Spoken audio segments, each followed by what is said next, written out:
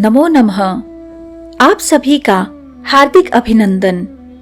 आइए श्री विष्णु पुराण के षष्ठ अंश के 8वें अध्याय तथा श्री विष्णु पुराण के अंतिम अध्याय का पाठन आरंभ करते हैं। शिष्य परंपरा, महात्म्य और उपसंहार। श्री पराशर जी बोले, हे मैत्रेय, इस प्रकार मैंने तुमसे तीसरे आत्यंतिक प्रलय का वर्णन किया, जो सनातन ब्रह्म में लय रूप मोक्ष ही है। मैंने तुमसे संसार की उत्पत्ति, प्रलय, वंश, मनवंतर तथा वंशों के चरित्रों का वर्णन किया। हे मैत्रेय, मैंने तुम्हें सुनने के लिए उत्सुक देखकर यह संपूर्ण शास्त्रों में श्रेष्ठ, सर्व पाप विनाशक और पुरुषार्थ का प्रतिपादक वैष्णव पुराण सुना दिया। अब तुम्हें जो और कुछ पूछना हो पूछो, मैं उसका तुमसे वर्णन करूंगा। श्री मैत्रेय जी बोले, भगवन, मैंने आपसे जो कुछ पूछा था वह सभी आप कह चुके हैं और मैंने भी उसे श्रद्धा भक्ति पूर्वक सुना। अब मुझे और कुछ भी पूछना नहीं है। हे मुने, आपकी कृपा से मेरे समस्त संदेह निवृत्त हो गए और मेरा चित्त निर्मल हो गया तथा मुझे संसार की उत्पत्ति, स्थिति और प्रलय का ज्ञान हो गया। हे गुरु, मैं 4 प्रकार की राशि और 3 प्रकार की शक्तियां जान गया तथा मुझे त्रिविध भावनाओं का भी सम्यक बोध हो गया। हे द्विज, आपकी कृपा से मैं जो जानना चाहिए वह भली प्रकार जान गया कि यह संपूर्ण जगत श्री विष्णु भगवान से भिन्न नहीं है। इसलिए अब मुझे अन्य बातों के जानने से कोई लाभ नहीं। हे महामुने, आपके प्रसाद से मैं निस्संदेह कृतार्थ हो गया, क्योंकि मैंने वर्ण धर्म आदि संपूर्ण धर्म और प्रवृत्ति तथा निवृत्ति रूप समस्त कर्म जान लिए हैं। हे विप्रवर, आप प्रसन्न रहें। अब मुझे और कुछ भी पूछना नहीं है। हे गुरु, मैंने आपको जो इस संपूर्ण पुराण के कथन करने का कष्ट दिया है, उसके लिए आप मुझे क्षमा करें। साधु जनों की दृष्टि में पुत्र और शिष्य में कोई भेद नहीं होता। श्री पराशर जी बोले, हे मुने, मैंने तुमको जो यह वेद सम्मत पुराण सुनाया है, इसके श्रवण मात्र से संपूर्ण दोषों से उत्पन्न हुआ पाप पुंज नष्ट हो जाता है। इसमें मैंने तुमसे सृष्टि की उत्पत्ति, प्रलय, वंश, मनवंत्र और वंशों के चरित्र, इन सभी का वर्णन किया है। इस ग्रंथ में देवता, दैत्य, गंधर्व, नाग, राक्षस, यक्ष, विद्याधर, सिद्ध और अप्सरागण का भी वर्णन किया गया है। आत्माराम और तपोनिष्ठ मुनिजन, चातुर्वण्य विभाग, महापुरुषों के विशिष्ट चरित्र, पृथ्वी के पवित्र क्षेत्र, पवित्र नदी और समुद्र, अत्यंत पावन पर्वत, बुद्धिमान पुरुषों के चरित्र, वर्ण धर्म आदि धर्म तथा वेद और शास्त्रों का भी इसमें सम्यक रूप से निरूपण हुआ है, जिनके स्मरण मात्र से मनुष्य समस्त पापों से मुक्त हो जाता है। जो अव्ययात्मा भगवान हरि संसार की उत्पत्ति, स्थिति और प्रलय के एकमात्र कारण है, उनका भी इसमें कीर्तन किया गया है। जिनके नाम का विवश होकर कीर्तन करने से ही मनुष्य सिंह से डरे हुए गीदड़ों के समान पापों से मुक्त हो जाता है। हे मैत्रेय, जिनका भक्ति पूर्वक किया हुआ नाम संकीर्तन संपूर्ण धातुओं को पिघलाने वाले अग्नि के समान समस्त पापों का सर्वोत्तम विलयन लीन कर देने वाला है, जिनका एक बार भी स्मरण करने से मनुष्यों को नरक यातनाएं देने वाला अति उग्र कली कल्मश तुरंत नष्ट हो जाता है। हे द्विजोत्तम, हिरण्यगर्भ, देवेंद्र, रुद्र, आदित्य, अश्विनी कुमार, वायु, अग्नि, वसु, साध्य और विश्वदेव आदि देवगण, यक्ष, राक्षस, उरग, सिद्ध, दैत्य, गंधर्व, दानव, अप्सरा, तारा, नक्षत्र, समस्त ग्रह, सप्तऋषि, लोकपालगण, ब्राह्मण आदि, मनुष्य, पशु, मृग, सरीसृप, विहंग, पलाश आदि वृक्ष, वन, अग्नि, समुद्र, नदी, पाताल तथा पृथ्वी आदि और शब्द आदि विषयों के सहित यह संपूर्ण ब्रह्मांड, जिनके आगे सुमेरु के सामने एक रेणु के समान है तथा जो इसके उपादान कारण है, उन सर्वज्ञ, सर्वस्वरूप, रूप रहित और पापनाशक भगवान विष्णु का इसमें कीर्तन किया गया है।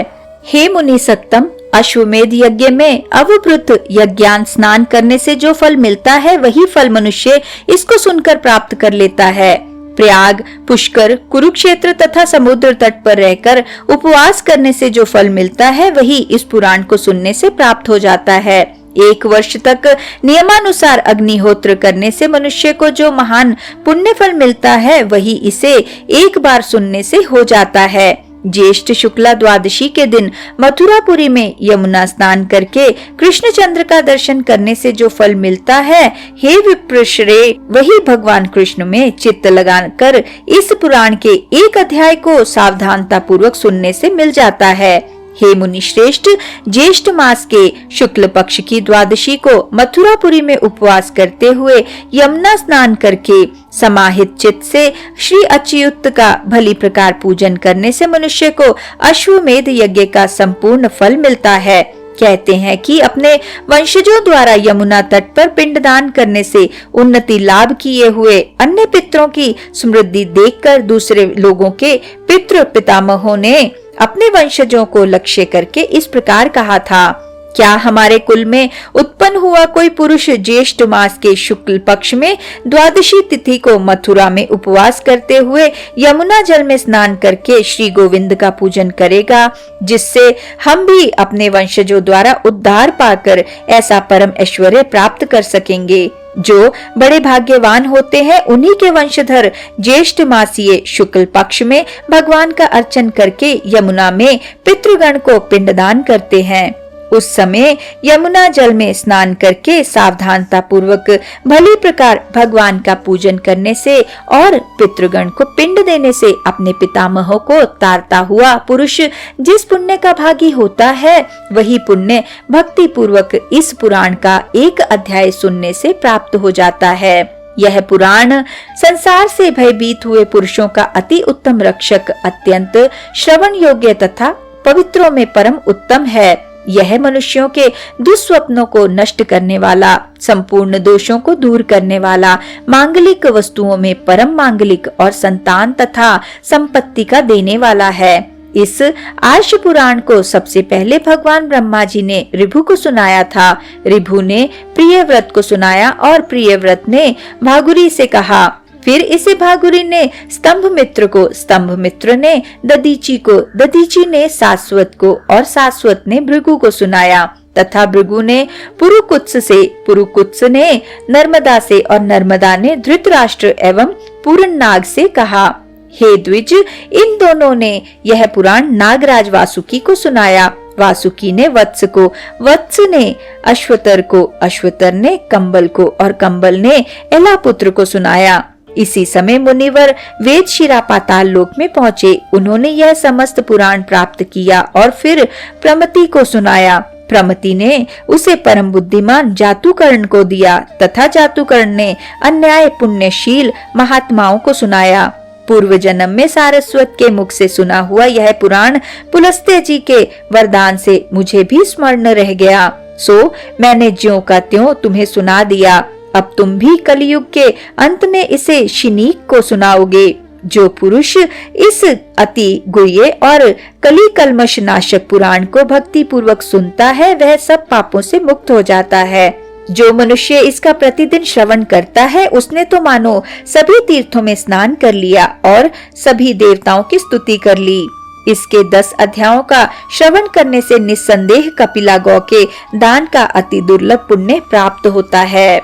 जो पुरुष संपूर्ण जगत के आधार, आत्मा के अवलंब, सर्वस्वरूप, सर्वमय ज्ञान और ज्ञेय रूप आदि अंतरहित तथा समस्त देवताओं के हितकारक श्री विष्णु भगवान का चित्त में ध्यान कर इस संपूर्ण पुराण को सुनता है, उसे निस्संदेह अश्वमेध यज्ञ का समग्र फल प्राप्त होता है, जिसके आदि, मध्य और अंत में अखिल जगत की सृष्टि, स्थिति तथा संहार में समर्थ ब्रह्म ज्ञानमय चराचर गुरु भगवान अच्युत का ही कीर्तन हुआ है। उस परम श्रेष्ठ और अमल पुराण को सुनने, पढ़ने और धारण करने से जो फल प्राप्त होता है, वह संपूर्ण त्रिलोकी में और कहीं प्राप्त नहीं हो सकता, क्योंकि एकांत मुक्ति रूप सिद्धि को देने वाले भगवान विष्णु ही इसके प्राप्तव्य फल हैं, जिनमें चित्त लगाने वाला कभी नरक में नहीं जा सकता, जिनके स्मरण में स्वर्ग ही विघ्न रूप है, जिनमें चित्त लग जाने पर ब्रह्मलोक भी अति तुच्छ प्रतीत होता है, तथा जो अव्यय प्रभु निर्मल चित्त पुरुषों के हृदय में स्थित होकर उन्हें मोक्ष देते हैं, उन्हीं अच्युत का कीर्तन करने से यदि पाप विलीन हो जाते हैं तो इसमें आश्चर्य ही क्या है। यज्ञवेता कर्मनिष्ठ लोग यज्ञ द्वारा जिनका यज्ञेश्वर रूप से यजन करते हैं, ज्ञानी जन जिनका परावरमय ब्रह्म स्वरूप से ध्यान करते हैं, जिनका स्मरण करने से पुरुष न जन्मता है, न मरता है, न बढ़ता है और न क्षीण ही होता है, तथा जो न सत कारण है और न असत कार्य ही है, उन श्री हरि के अतिरिक्त और क्या सुना जाए।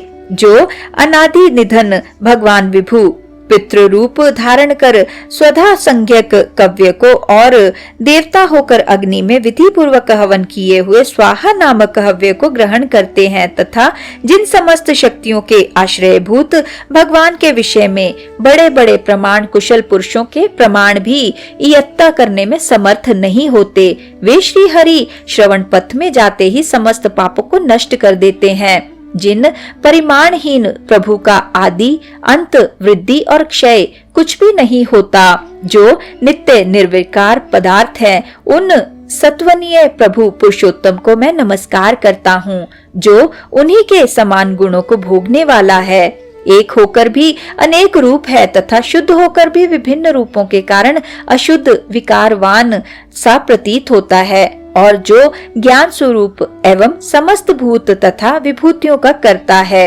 उस नित्य अव्यय पुरुष को नमस्कार है, जो ज्ञान सत्व प्रवृत्ति रज और नियमन तम की एकता रूप है, पुरुष को भोग प्रदान करने में कुशल है, त्रिगुणात्मक तथा अव्याकृत है, संसार की उत्पत्ति का कारण है, उस स्वतः सिद्ध तथा जरा शून्य प्रभु को सर्वदा नमस्कार करता हूँ, जो आकाश वायु अग्नि जल और पृथ्वी रूप है, शब्दादि भोग्य विषयों की प्राप्ति कराने में समर्थ है और पुरुष का उसकी समस्त इंद्रियों द्वारा उपकार करता है, उस सूक्ष्म और विराट रूप व्यक्त परमात्मा को नमस्कार करता हूँ।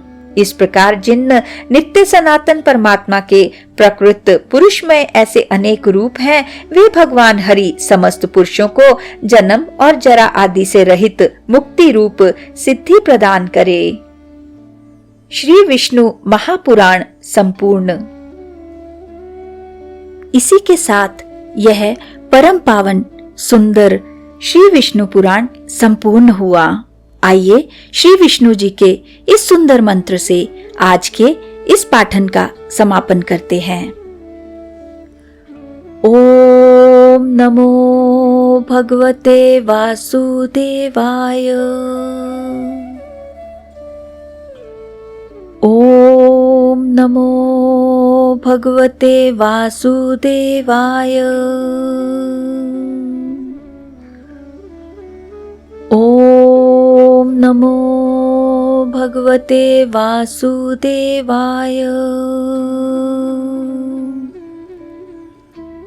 ओम नमो भगवते वासुदेवाय। ओम नमो भगवते वासुदेवाय। ओम नमो भगवते वासुदेवाय। ओम नमो भगवते वासुदेवाय। धन्यवाद।